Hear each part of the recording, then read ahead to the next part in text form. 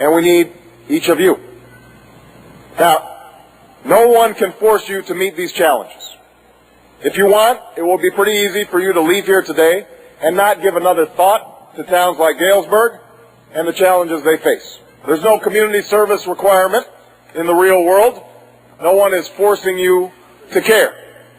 You can take your diploma, walk off this stage, and go chasing after the big house and the nice suits and all the other things that our money culture says that you should want, that you should aspire to, that you can buy.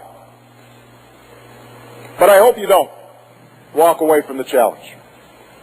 Focusing your life solely on making a buck shows a certain poverty of ambition. It asks too little of yourself.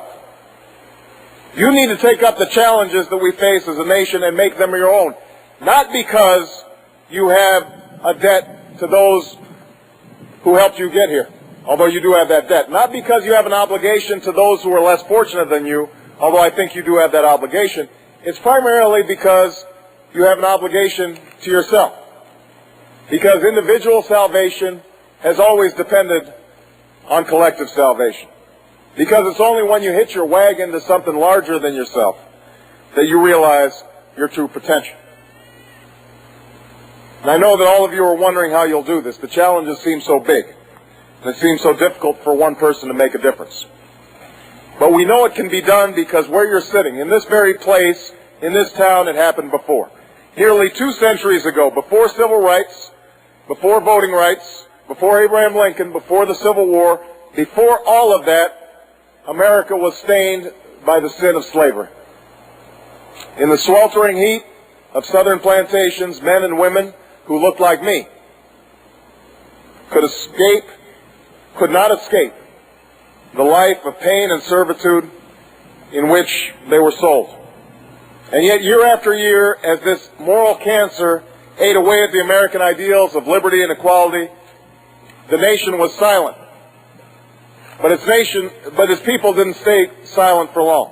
One by one, abolitionists emerged to tell their fellow Americans that this would not be our place in history, that this was not the America that had captured the imagination of the world. This resistance that they met was fierce, and some paid with their lives. But they would not be deterred, and they soon spread out across the country to fight for their cause. One man from New York went west, all the way to the prairies of Illinois, to start a colony. And here in Galesburg, freedom found a home. Here in Galesburg, the main depot for the Underground Railroad in Illinois, escaped slaves could roam freely on the streets and take shelter in people's homes. And when their masters or their police would come for them, the people of this town would help them escape north, some literally carrying them in their arms to freedom. Think about the risks that involved. If you were caught abetting a fugitive, you could be jailed or lynched. It would have been simple for these townspeople to turn the other way, to go live their lives in a private peace. And yet they didn't do that. Why? Because they knew that we were all Americans, that we were all brothers and sisters. The same reason that a century later young men and women your age would take freedom rides down south to work for the civil rights movement. The same reason that black women would walk instead of ride a bus after a long day of doing somebody else's laundry and cleaning somebody else's kitchen because they were marching for freedom. Today, on this day of possibility, we stand in the shadow of a lanky, raw-boned man with little formal education who once took the stage at Old Main and told the nation that if anyone did not believe the American principles of freedom and equality, that those principles were timeless and all-inclusive, they should go rip that page out of the Declaration of Independence.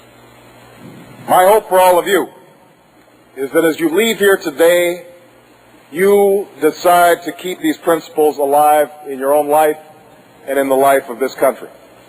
You will be tested.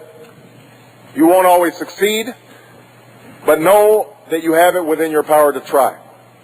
The generations who've come before you faced these same fears and uncertainties in their own time, and that through our labor, through our collective labor and God's providence, and our willingness to shoulder each other's burdens, America will continue on its precious journey towards that distant horizon and a better day.